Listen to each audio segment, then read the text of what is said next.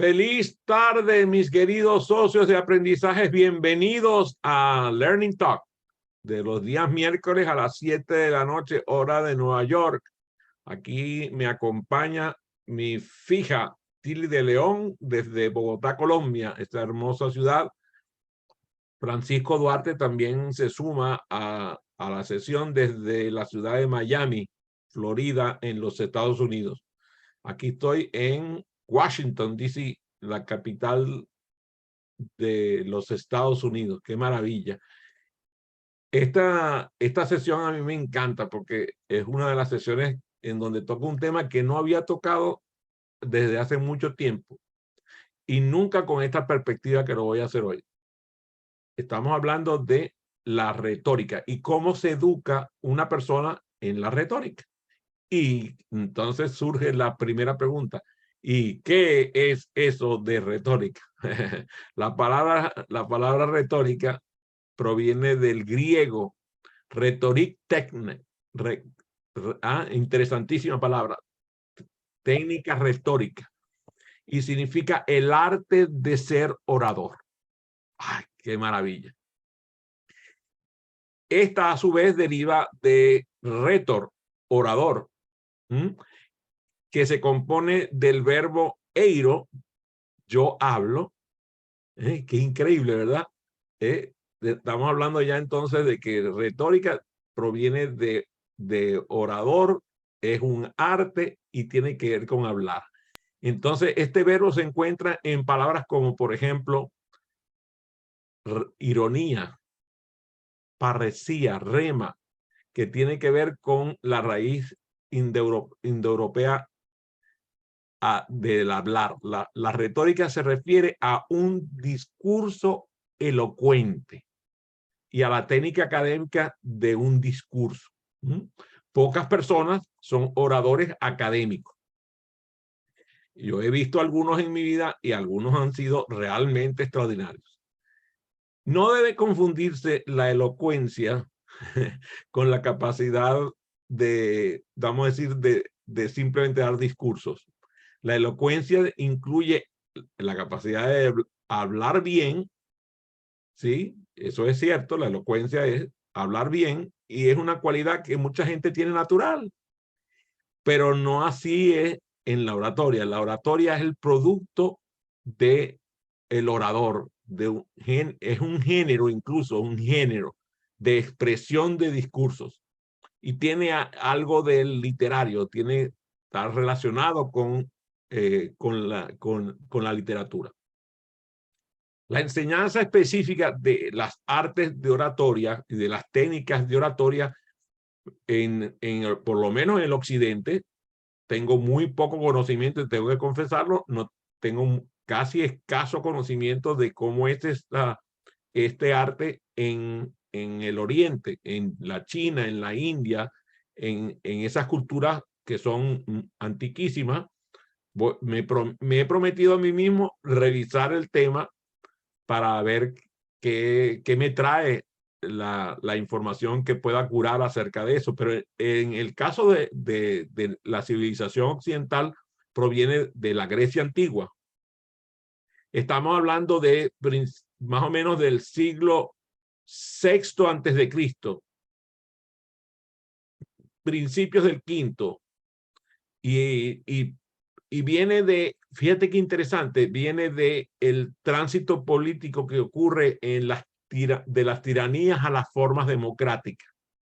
Claro, la democracia de Grecia es un poco diferente a lo que nosotros tenemos en la mente de lo que es una democracia. Como ustedes saben, en la Grecia antigua, la democracia existía, pero era solamente un grupo de personas de las que eran considerados los ciudadanos. Otras personas no tenían la cualidad de ser ciudadanos. Pero no nos vamos a meter en ese tema hoy. Lo que vamos a hacer es que vamos a irnos a pensar que entonces durante esa época del siglo VI antes de Cristo, el hecho de la democracia provocó los debates, provocó los litigios, provocó que, por ejemplo, empezaran a hacerse estos discursos para defender la posesión de la tierra, para defender la justicia. Esto se hizo agudo realmente y en todo el territorio de la Grecia antigua, que era, por cierto, muy distinto a la Grecia actual, porque incluso incluía hasta Sicilia, porque Sicilia era una colonia griega. Entonces se dice que allí nace, en Sicilia nace la retórica. O sea, empezó a gestarse en la Grecia y nace en Sicilia. Así que por ahí probablemente Escámpola tendrá algo de retórica, porque yo creo que la familia de ella en alguna parte del mundo proviene también de Sicilia.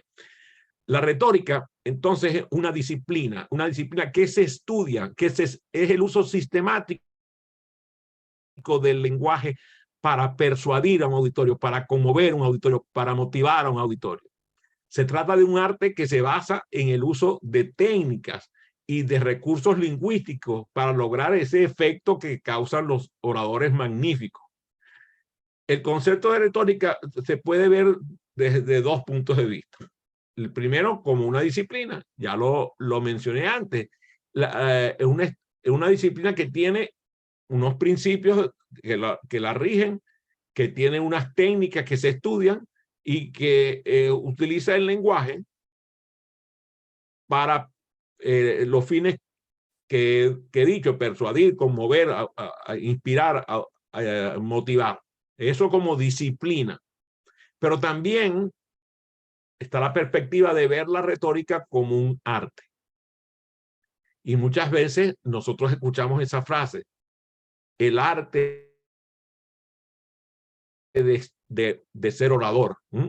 La retórica es el arte del bien decir, de decir las cosas de forma correcta y efectiva, de expresar con el lenguaje lo que nosotros deseamos que la gente escuche para actuar. La capacidad de utilizar el lenguaje de manera efectiva para lograr un determinado objetivo. Y hay personas que ejercen el arte de la oratoria con una calidad extraordinaria, porque son las acciones que se desprenden de su discurso lo que demuestran que su discurso fue efectivo o no. Hay personas que al contrario suenan como dicen, como carreta vacía. O sea, hablan y hablan y hablan y no pasa nada con lo que ellos hablan, porque no logran que la gente actúe en consecuencia.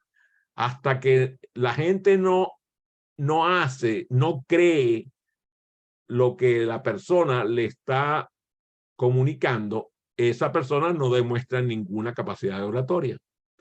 La retórica tiene como una torta de esas que dividen en tres. Esas tortas maravillosas que sirve Tilly en la merienda allá en su casa, que Escámpola puede dar fe de ello.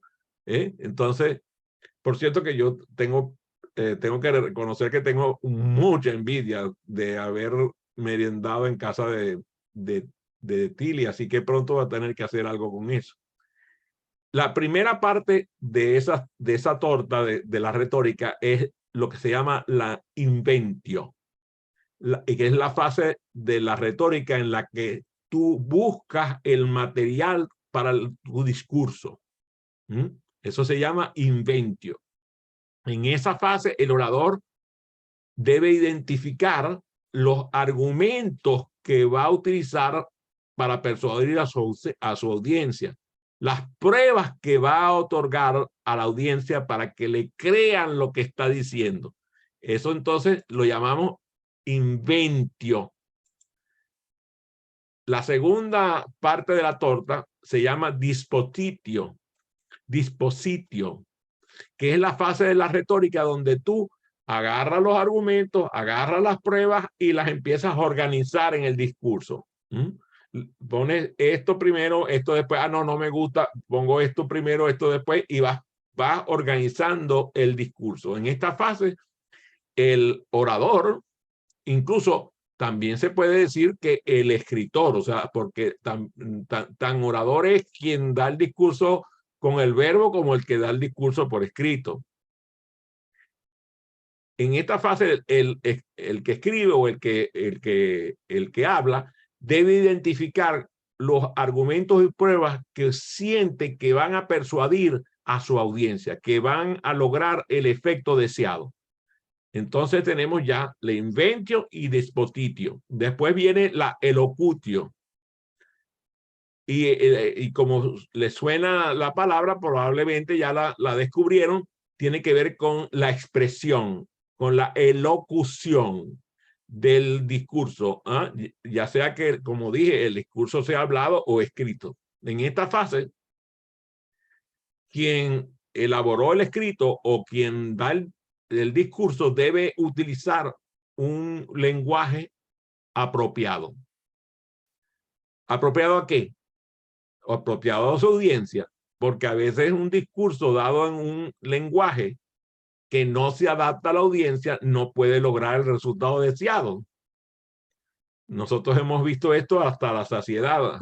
Tilly, que vive en un país de grandes oradores, sabe que hay personas, sobre todo en el mundo de las ciencias, de las artes, del quehacer público, incluso político en Colombia, cuyos discursos conmueven a su audiencia y logran que la audiencia haga lo que ellos les propusieron, porque tienen una capacidad de comunicarse a unos niveles que son sorprendentes, porque hay personas de estas que yo estoy mencionando que pueden comunicarse con una audiencia extremadamente sofisticada y que pueden comunicarse con un pueblo llano cuyo lenguaje tiene que ser muy sencillo para que la persona considere que ese que es el orador tiene respeto por ellos y los acepta como propios. Eso es una genialidad, el poder adaptar el lenguaje a la audiencia.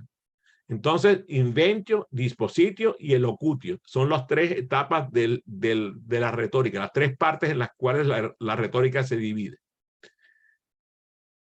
La retórica utiliza una amplia variedad, se utiliza en una amplia variedad de contextos. Ya nombré ahorita la política. Lo vemos en la educación. Nosotros, estoy seguro, Francisco, que estudió en la Universidad Central de Venezuela, igual que Escámpola, estudió también en la Universidad Católica Andrés Bello, deben haber encontrado en su quehacer oradores dentro del mundo de sus docentes que eran oradores de gran respeto. También le pasó seguramente a Tilly. También en el mundo de la publicidad, yo mismo he tenido la oportunidad de conocer extraordinarios oradores que logran comunicar en el mundo de la publicidad, también en el mundo del derecho. A mí, por ejemplo, cuando yo empecé a venir a los Estados Unidos, a mí me encantaba ir a las cortes para escuchar a los abogados en sus argumentos a los jurados o a los jueces. Y ese tipo de oradores son maravillosos. Algunos incluso han quedado plasmados en el cine porque son discursos extraordinarios y libros que se han escrito sobre discursos que han dado abogados ante jurados o ante la corte. Y son extraordinarios las piezas de oratoria que se ha visto en esos contextos.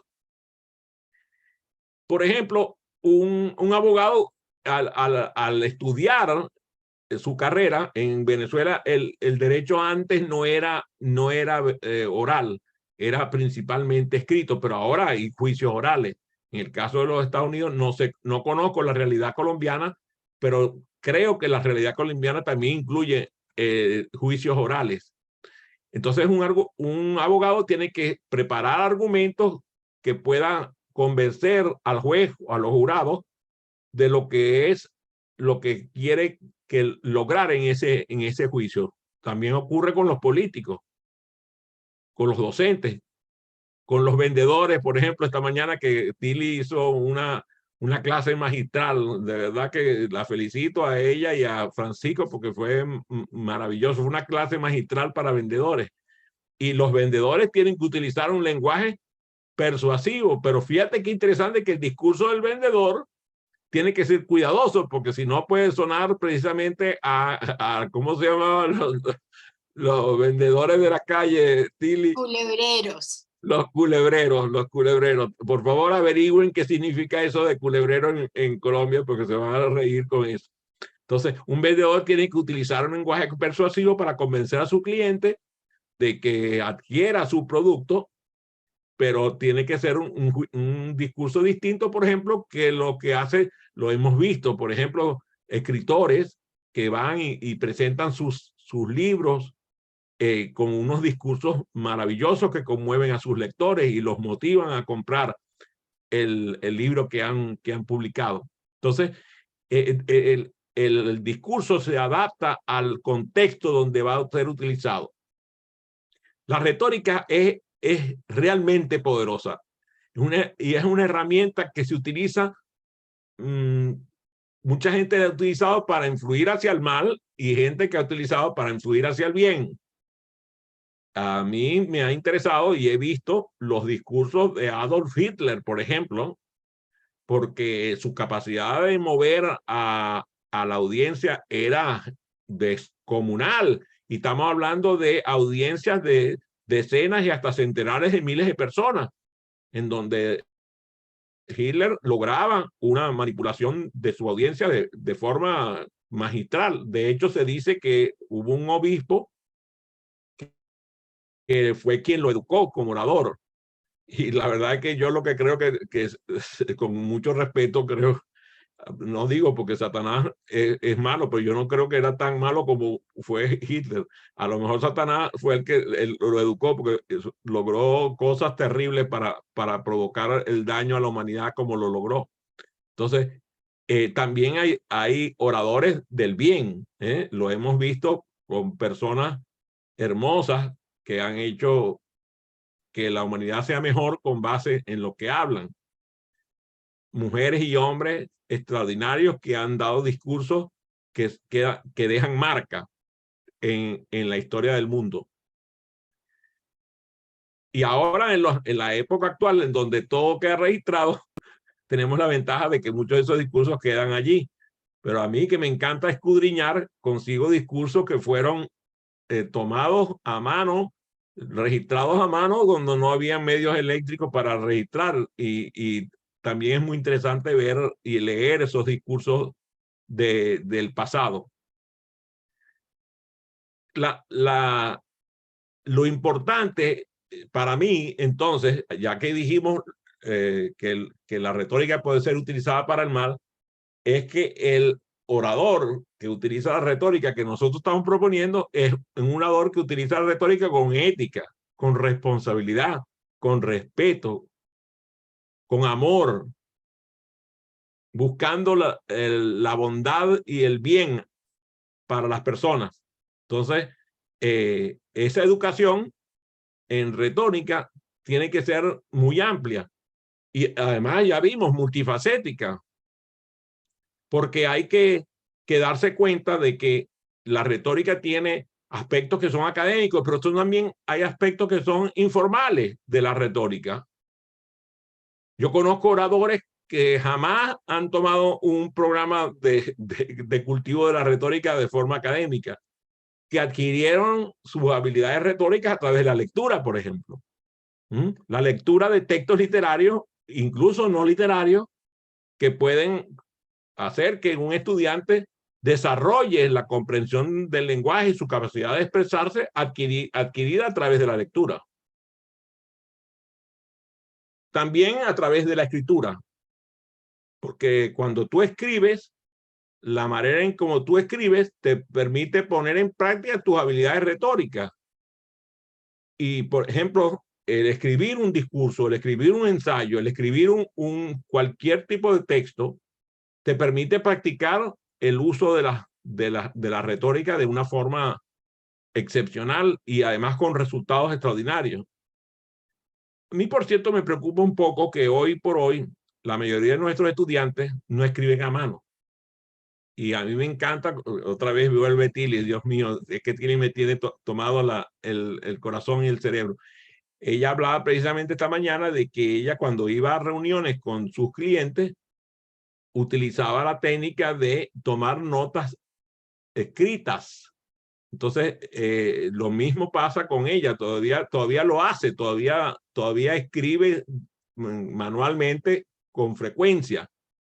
No sé si Escápola todavía tiene la costumbre, creo que como trabaja tanto con las computadoras, a veces puede pasar como me pasa a mí, que ya me pongo lerdo con la escritura a mano, que además con la artritis me afecta escribir a mano y la he hecho en falta, pero es importantísimo la escritura a mano. Y muchas veces los mejores discursos que yo he visto han sido escritos a mano por sus autores. La práctica de la retórica hace la maestría, como en todo ocurre.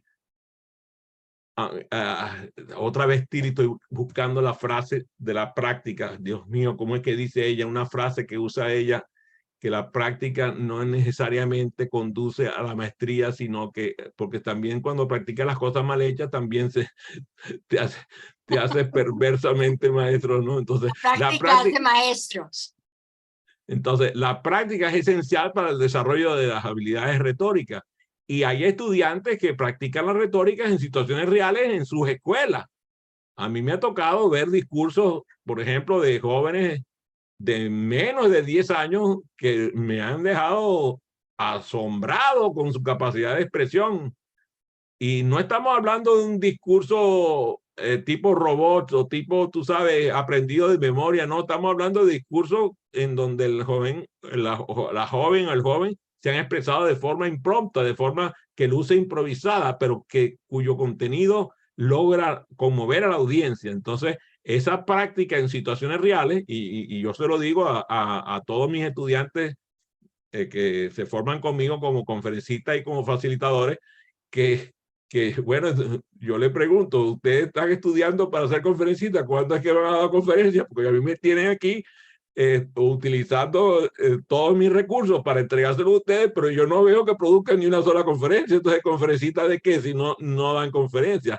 A conferenciar se aprende conferenciando, y parte de lo que es la formación de un facilitador o de un conferencista es el poner en práctica lo que aprendió. Y eso mismo ocurre con la gente que estudia oratoria y que estudia retórica. Pone en práctica en situaciones reales. A mí me encanta. Yo tengo un ejercicio en la formación de conferencistas que es maravilloso. Todavía los que están aquí, que están en el programa conmigo, todavía no lo han hecho. Que yo les pongo un discurso que tienen que dar en un lugar público, parados en un taburete o una caja. Así como se hace los discursos allá en Inglaterra, que llegan a una plaza pública, se montan en una caja o un taburete, una silla, y empiezan a dar un discurso a la gente que está pasando, a los transeúntes.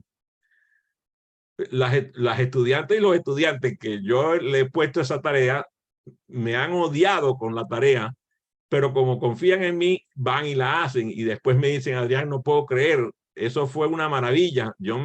Por ejemplo, una amiga mía que se formó conmigo, ahora vive en Madrid, y ella dio su discurso en una plaza enfrente de los edificios donde ella trabajaba. Y eso fue un desafío descomunal para ella, porque entre los transeúntes estaban sus compañeros de trabajo que trabajaban con ellos en el edificio. Y eso fue interesantísimo, ver la reacción de la audiencia con su discurso improvisado dado de esta manera.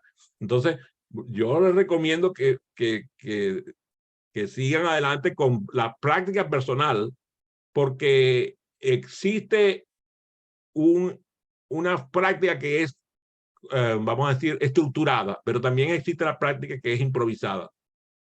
La práctica personal de la retórica tiene como tres procesos que conforman su propio aprendizaje.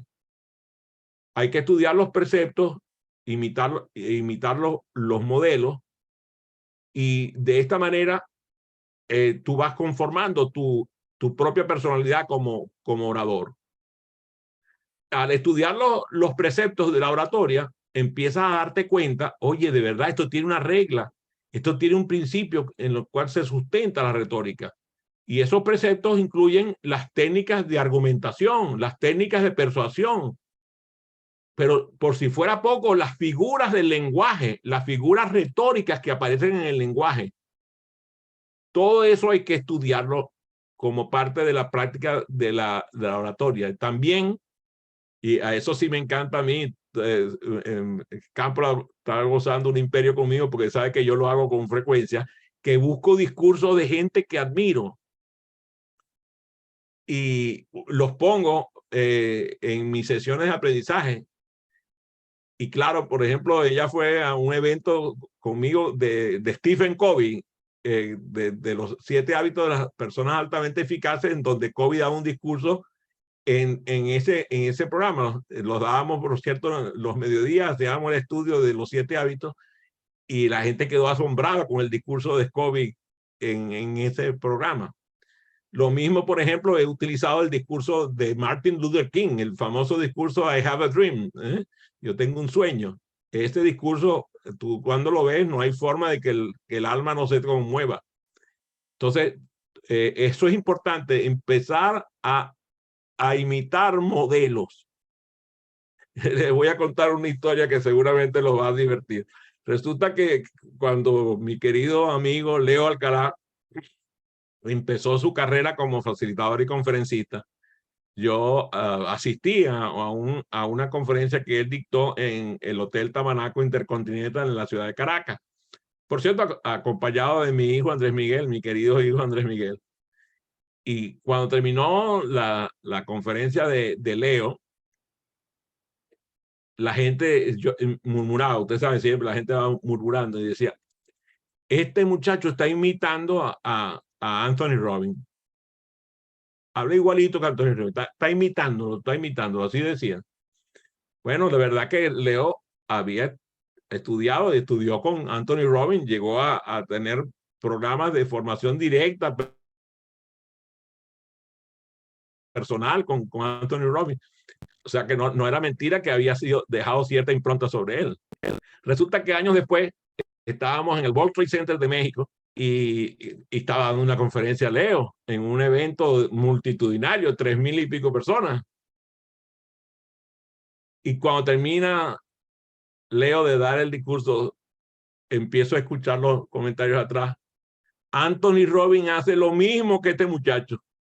O sea, ahora ya no era Leo el que imitaba a Anthony Robbins, sino que era Anthony Robbins el que imitaba a Leo. Eso me dejó claro que la imitación de modelos funciona. Entonces yo le propongo a mis estudiantes que imiten a los modelos a seguir, que repliquen discursos de otros, que analicen la forma en cómo los otros hacen sus discursos para ver qué tal lo hacen y ver qué cosas pueden modelar. Al imitar estos modelos, tú puedes entender mejor cómo se aplican los preceptos en la propia práctica y empiezan a construirse argumentos que son efectivos porque fueron utilizados con éxito por otros.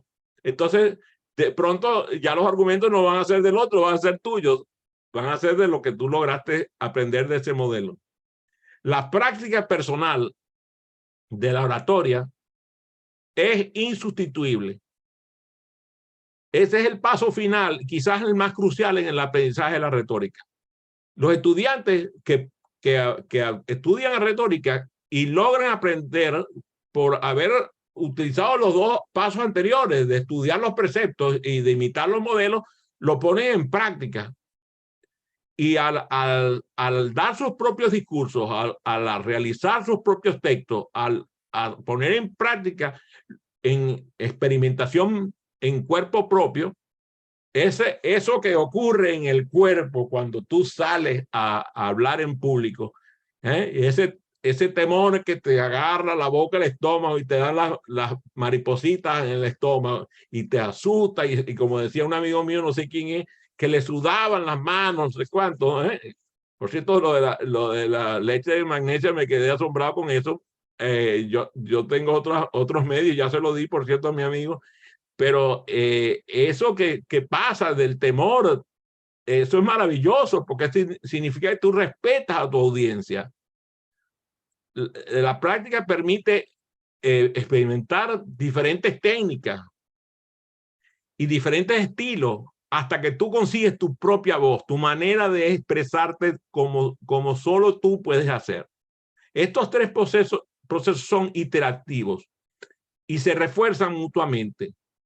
A medida que tú practicas más, comprendes más cómo funcionan los preceptos, logras tu capacidad para imitar esos modelos y desarrollas tu propia práctica personal.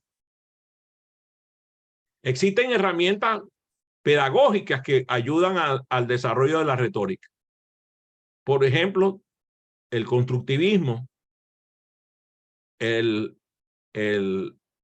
todo lo que tiene que ver con propuestas pedagógicas, el modelo de competencia, los enfoques comunicativos, todo lo que son metodologías pedagógicas se pueden aplicar a la retórica. Y la teoría de educación nos da modelos a seguir para la parte teórica de la retórica, que tiene un carácter educativo. La finalidad de la retórica consiste en transformar la conducta de la persona para lograr influir positivamente en los demás. Cuando nosotros vemos, por ejemplo, cómo los grandes retóricos de la historia, los filósofos de la antigüedad, son reconocidos por sus discursos, hasta el punto de que cuando hablamos de Platón, los primeros que nos vienen son los libros de los discursos de Platón. Hablaba, no me acuerdo con quién, creo que con el mismo Francisco, no estoy seguro, no, con Fortunato Adrián, mi querido amigo. Hablaba de cómo es posible que Sócrates no escribiera ni una palabra, no escribió ni una palabra en su vida, pero resulta que su pensamiento nos llega 2800 años después.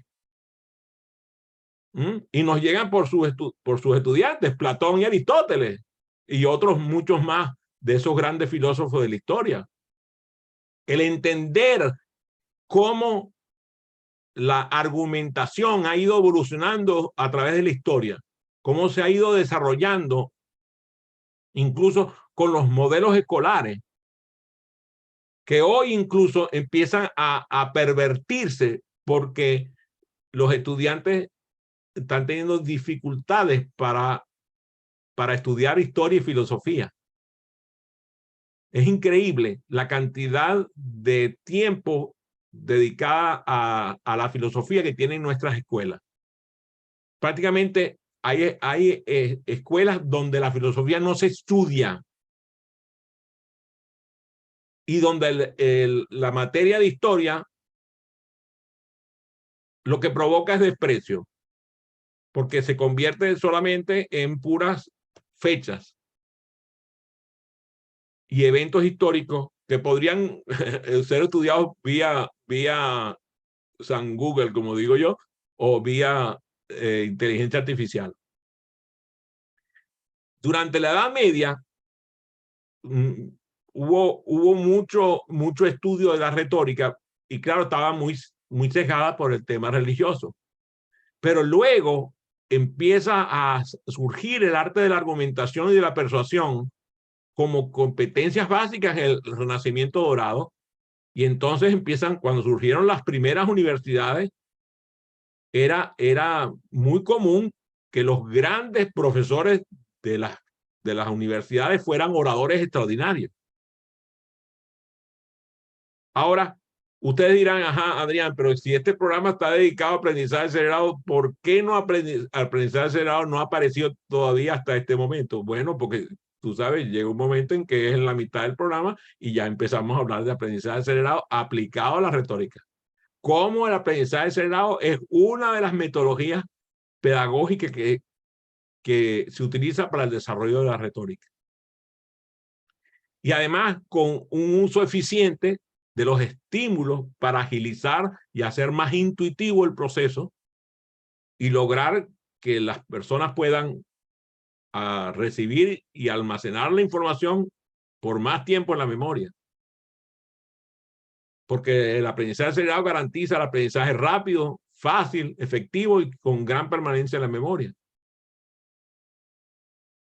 Una de las cosas que yo no tengo duda de que influye favorablemente en la retórica es el estudio que tiene el aprendizaje acelerado acerca del cerebro. Y cómo, estudiando las ondas cerebrales, la bilateralidad hemisférica, la multilateralidad hemisférica, las inteligencias múltiples, los estilos de aprendizaje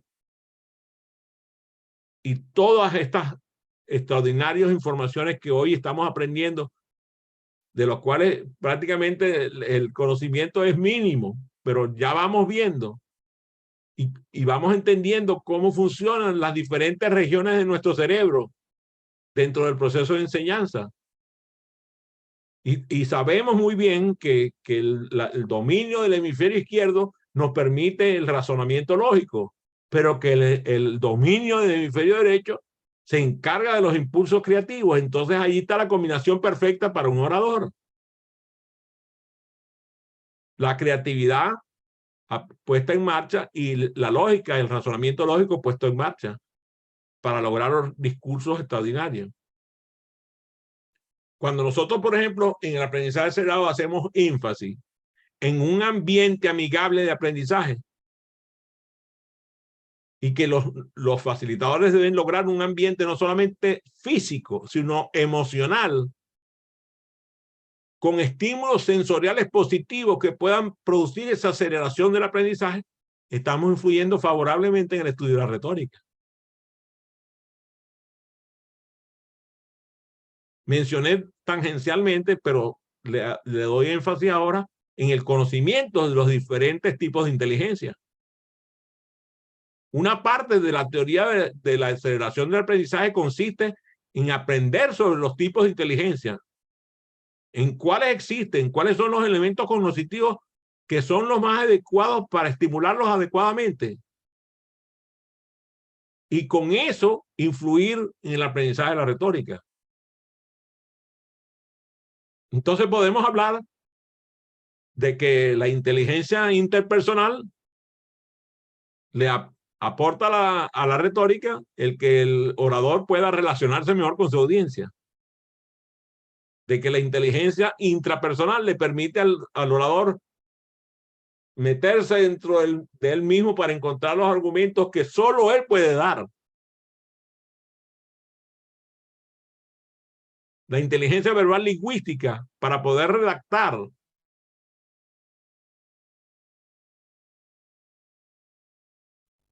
y conocer el vocabulario y dominar las raíces etimológicas de las palabras. La inteligencia naturalista para poder saber que todo tiene un orden y que el discurso también tiene un orden y tiene que ser un orden natural, no un orden técnico, un orden natural. Y la inteligencia lógico-matemática, porque los discursos tienen que tener estructuras matemáticas perfectas. Y como decía Einstein, toda ley matemática tiene que tener belleza. Entonces los discursos también tienen que tener belleza. Fíjense que he ido nombrando las inteligencias múltiples y no voy a extenderme más en el hecho, pero que sepan que en el estudio de la retórica, cada inteligencia tiene una forma de influir sobre el estudiante y su discurso. Cuando nosotros estudiamos el aprendizaje acelerado, hacemos énfasis en la psicología cognitiva, en los principios básicos de la psicología cognitiva dentro de la metodología pedagógica. Y ahí empezamos a ver el conductismo, el constructivismo y todas las otras metodologías extraordinarias que permiten estudiar los principios de la psicología cognitiva influidos sobre el modelo que estamos utilizando, que es el aprendizaje acelerado. Algunas estrategias del aprendizaje que pueden utilizarse de forma habitual ahora de estudiar la retórica, seguramente las van a reconocer. La primera la uso con una frecuencia insospechada, que son los mapas mentales. Ahí está mi amigo Francisco haciendo el mapa mental de esta sesión. Y es que los mapas mentales son una técnica de representación visual de la información. Y claro, a la hora de estar redactando un discurso, el estudiante puede organizar y comprender mejor el material que está aprendiendo a través de un mapa mental. Además, le permite repasar lo que va aprendiendo. Cuando estudiamos la metodología del aprendizaje acelerado, estudiamos la visualización creativa. Y la visualización nos permite crear una imagen mental de los conceptos que estamos aprendiendo. Pero también podemos tener una imagen mental del discurso. Nos podemos ver nosotros mismos frente a la audiencia. Visualizar cómo va a ser su reacción. Visualizar el impacto nuestro con el uso efectivo de la retórica y permitir que el estudiante comprenda a través de la visualización un mejor uso de las técnicas y los recursos lingüísticos que va a utilizar en su discurso. Y entonces en la visualización aparecen las metáforas y los símiles y todas esas figuras maravillosas literarias aparecen en la mente del estudiante. Cuando nosotros, por ejemplo, le pedimos al estudiante que estructure el discurso, prácticamente a mí me parece escampo la ponte con su diseño instruccional. Porque entonces yo tengo que identificar los objetivos de aprendizaje del discurso que yo quiero dar. Y además, cuando estoy aprendiendo la retórica, necesito tener claros los objetivos de aprendizaje que yo tengo para aprender retórica. ¿Qué quiero aprender? ¿Para qué quiero aprenderlo? Y una vez que yo tengo claros los objetivos de aprendizaje, podré elegir cuáles son las estrategias que voy a utilizar, cuáles son los recursos que voy a utilizar. O sea, que está el diseño instruccional completo. O sea, para poder ser un mejor orador hay que saber de diseño instruccional. ¿Qué les pareció semejante de relación?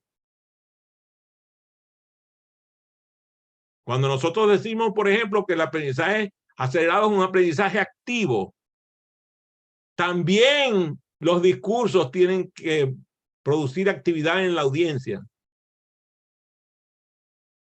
Y va a ser mucho más efectivo cuando tú logres eso a través de tu discurso. Y ahí necesitas técnicas para poder mover a la audiencia. Recursos lingüísticos que tienes que utilizar a la hora de involucrar a tu audiencia.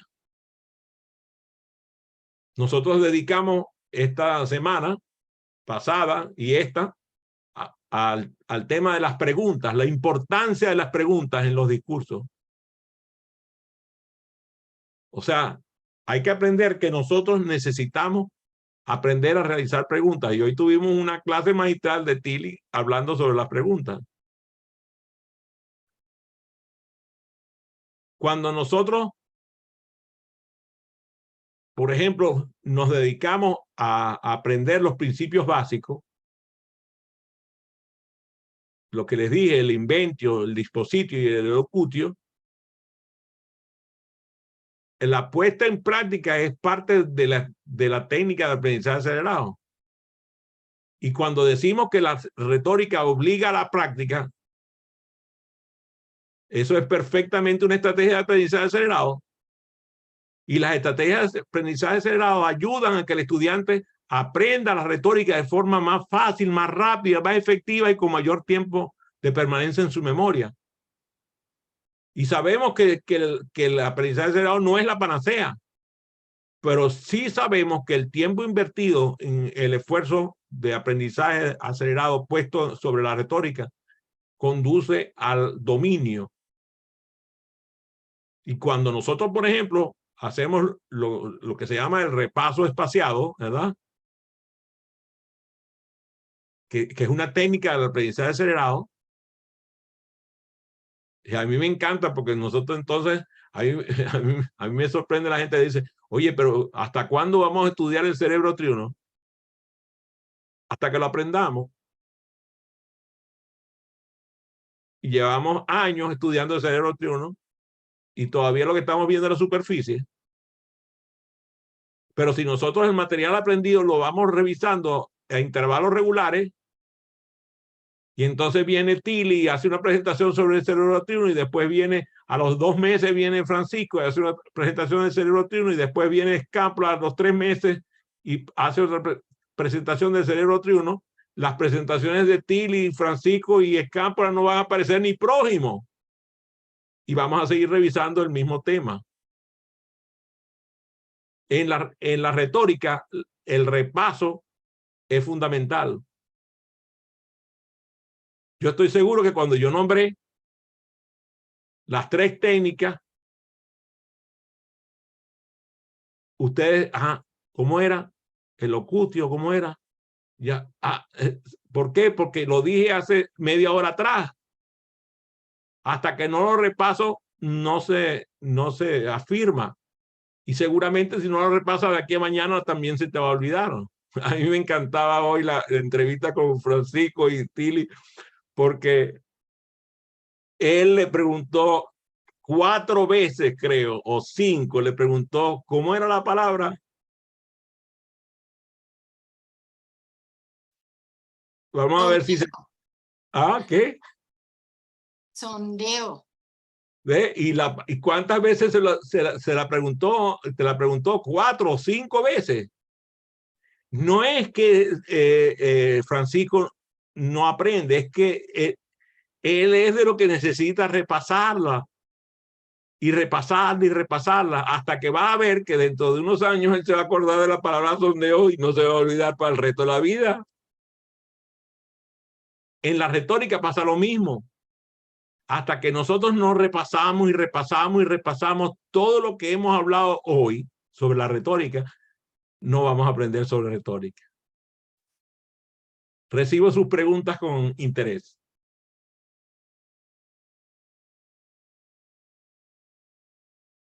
Bienvenida a sus preguntas. Adelante, Francisco Scampla Tilly.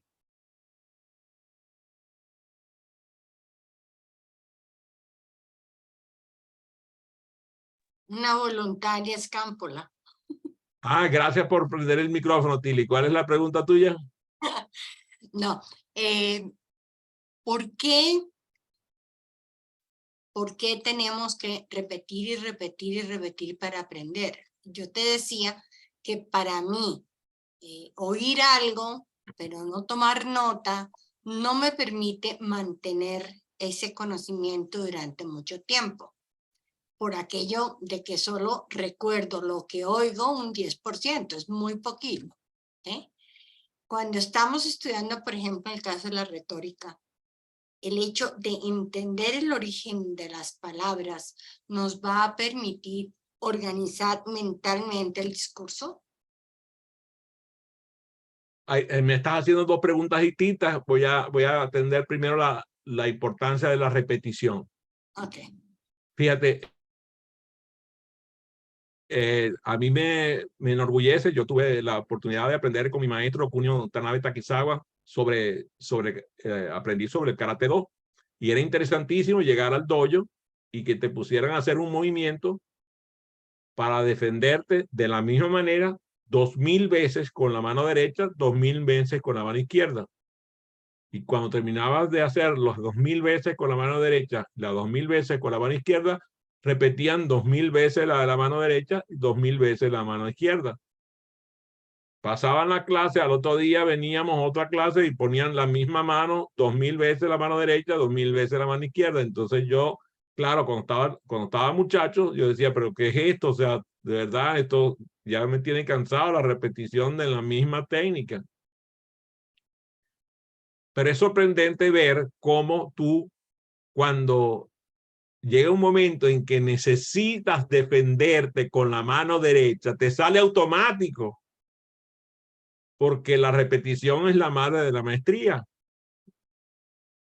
Y a mí me sorprende porque, bueno, como ustedes saben, pues he tenido una interrupción de mi vida personal un poco drástica, pero todavía cuando ocurre algo en el cual tengo que defenderme con la mano derecha o con la mano izquierda, ocurre la defensa automática, porque se quedó completamente instalado en mi cerebro reptil, que es el cerebro de las rutinas. La repetición, vuelvo otra vez, es la madre de la maestría. Si no hay repetición, no hay maestría. Ahora, tú dirás, ajá, pero eso se contradice con lo que dices de que la repetición es aburrida en el sistema escolar. Sí, claro, es verdad, porque están repitiendo cosas aburridas, pero cuando tú repites las cosas que no son aburridas, es completamente diferente.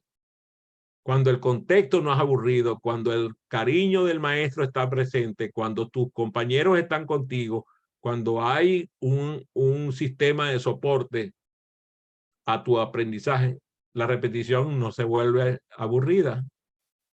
Hasta el punto de que yo me acuerdo cuando yo empecé a construir mis primeras amistades en el kindergarten, fíjate, mis memorias del kindergarten son escasas, pero lo que no olvido son los compañeros del kindergarten, porque muchos de esos compañeros del kindergarten fueron mis compañeros y han sido mis amigos desde entonces.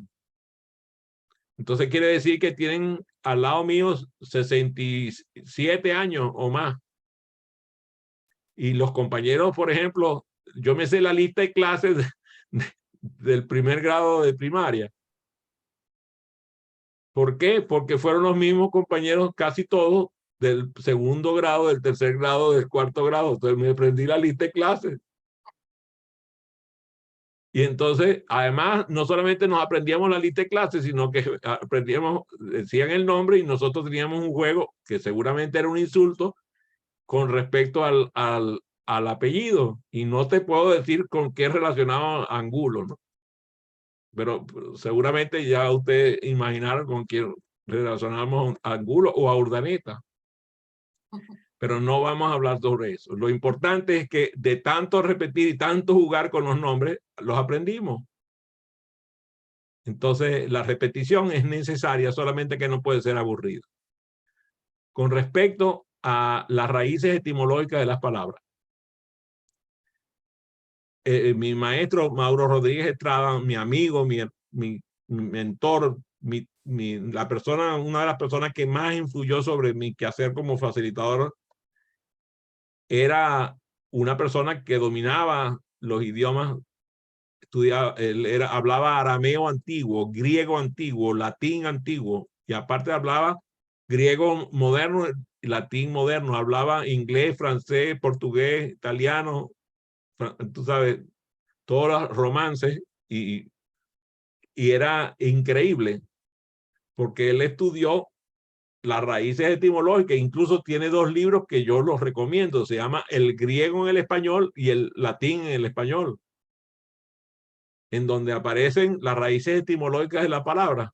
Entonces yo me acostumbré a cuando empiezo a revisar una palabra, la empiezo a desglosar en su raíz etimológica para comprender su historia, para comprender las sensaciones que me trae la palabra y empezar a ver esa vida que tiene cada palabra que nosotros decimos.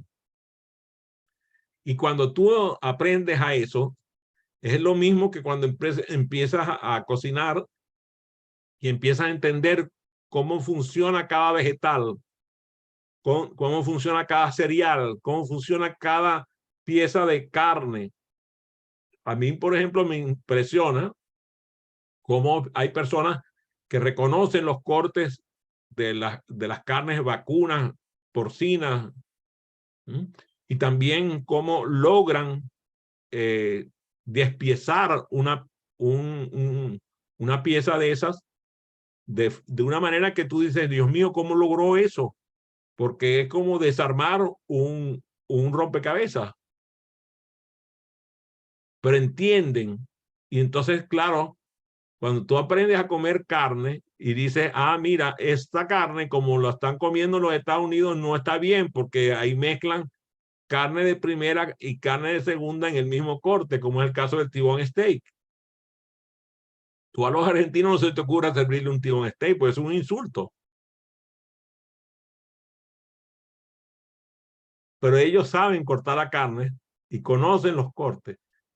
Las personas que saben cocinar comprenden cómo funciona ese secreto que tienen adentro cada vez que van a preparar. Mi esposa, por ejemplo, a mí me sorprende. Ella cuando nosotros vinimos aquí a los Estados Unidos, ella, cuando iba a preparar un sándwich, lo quedaba mal. Calentaba el agua y la quemaba. Y hoy es una cocinera de clase mundial. Es increíble las cosas que hace. Yo estaba ahorita casi que rogándole que por favor me preparara un platillo porque lo prepara delicioso. Y tú dices, ¿cómo es posible que prepare un platillo con base en carne o con base en aves si ella es vegetariana de nacimiento? Nunca ha probado nada de eso. ¿Es por qué? Porque entiende cómo funciona. Lo mismo, cuando agarras las palabras, empiezas a deshacerlas y la llevas hasta la raíz. Por eso se llama raíces. Porque empiezas a ir hasta la raíz de la palabra y el que entiende las palabras, como dice Mauro, entiende bien las cosas. Gracias por tu maravillosa pregunta. A ver, bienvenida a la pregunta de Francisco, que capaz se pone celoso si no la atiendo. Bueno, este tema me parece excelente y muy acorde con todo lo que representa justamente la formación como conferencista internacional, ¿no? Es la base y es la fundamentación de lo que significa la retórica. Adrián, el tema de las preguntas retóricas, ¿no? Muchas veces se considera como descalificativo, ¿no? O como hay un juicio, creo yo, generalizado que la retórica es mala, pues es hablar cosas como que sin sentido o sin mayor profundidad. ¿A qué se atribuye eso? ¿Por qué se generó o se ha construido ese juicio negativo sobre la retórica, siendo, por ejemplo, como lo estoy entendiendo y escuchando de ti, algo tan fundamental, ¿no? Para poder argumentar y para poder utilizarlo en las prácticas en general de cualquier profesión. Fíjate, cuando tú estás dando un discurso, tú no esperas que la audiencia intervenga. Esperas que la audiencia reaccione. Quieres comunicar y que haya una acción que se suceda después del discurso. Pero tú no estás esperando que la gente hable, pregunte, se meta en el discurso. Por eso la pregunta se llama pregunta retórica. Porque una pregunta retórica se formula con el ánimo de no generar un diálogo, una contestación, que no sea la acción posterior que el orador desea. Tú no estás esperando que el orador emita un pensamiento propio durante tu discurso. Puede ser que después se pueda producir un debate o algo de eso, pero no es el ánimo del orador. No se espera una respuesta. Las preguntas regulares están allí para ser respondidas, pero aquí no estamos buscando que la persona que recibe la pregunta conteste. Por lo tanto, a la hora de redactar, esta suele ser como muy obvia. Exacto.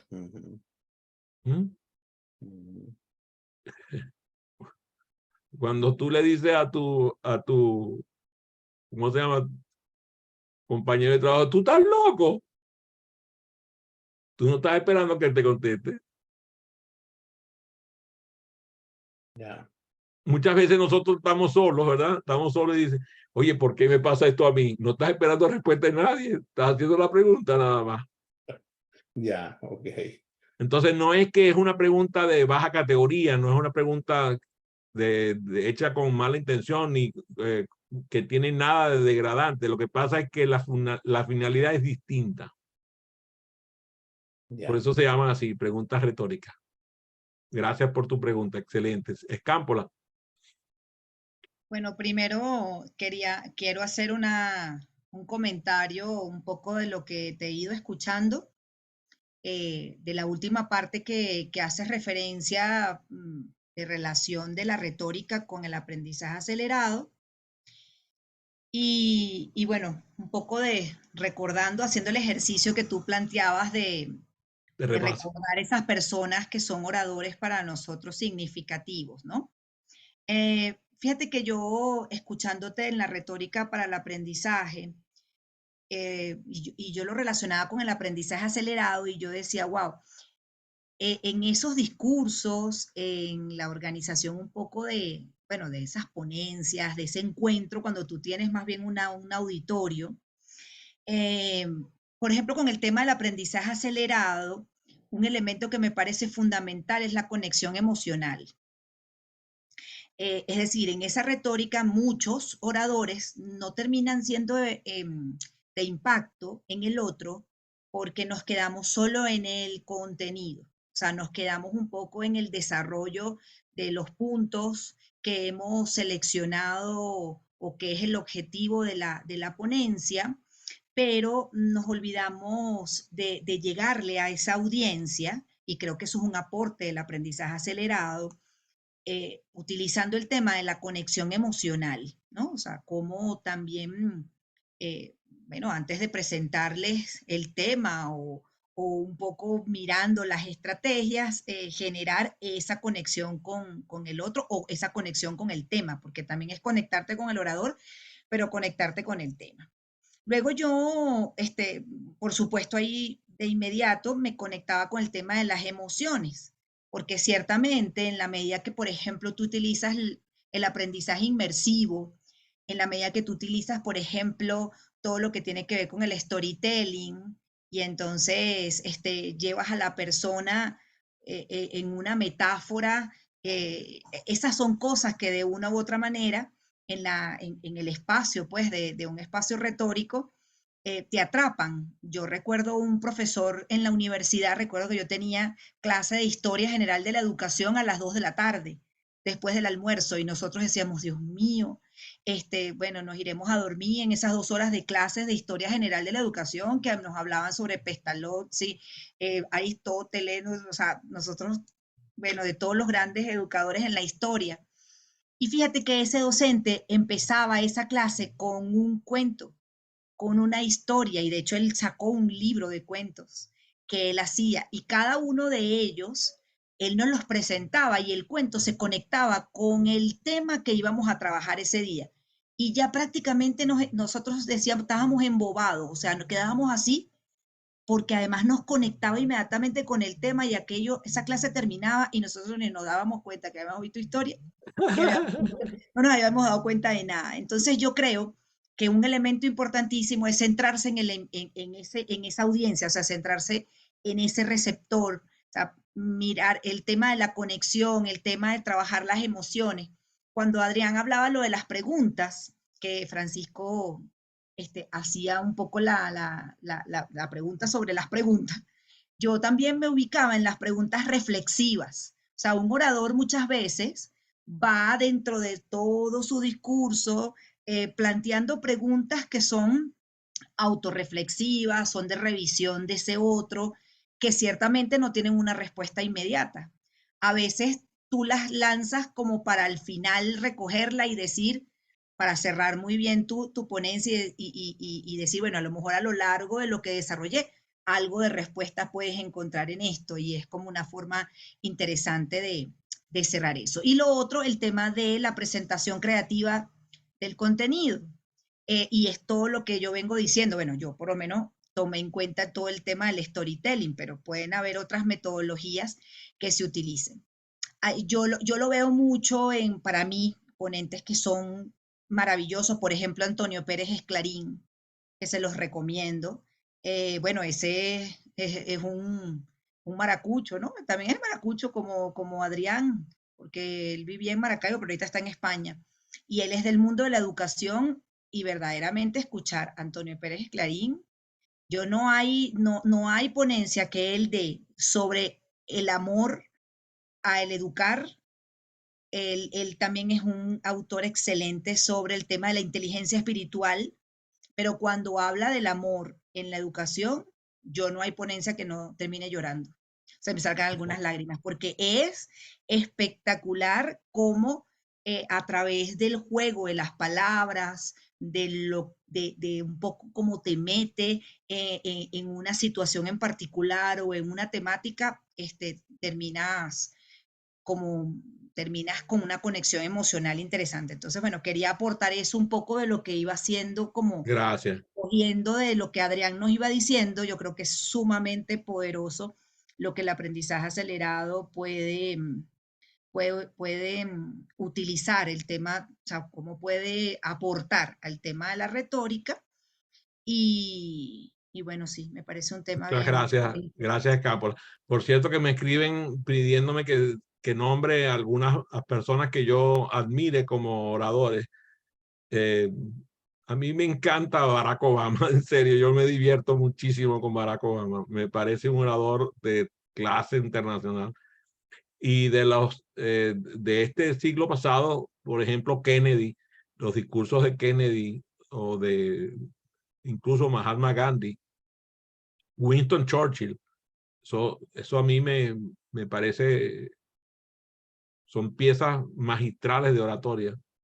Y yo recomiendo, por cierto, que todos los que acabo de nombrar aparecen grabados, incluso con vídeo, o fueron filmados y ahora está transformado en vídeo. Yo recomiendo ver esos discursos para aprender sobre oratoria. Fue un gusto, un placer y un honor compartir con ustedes. Nos vemos la semana que viene por este mismo canal.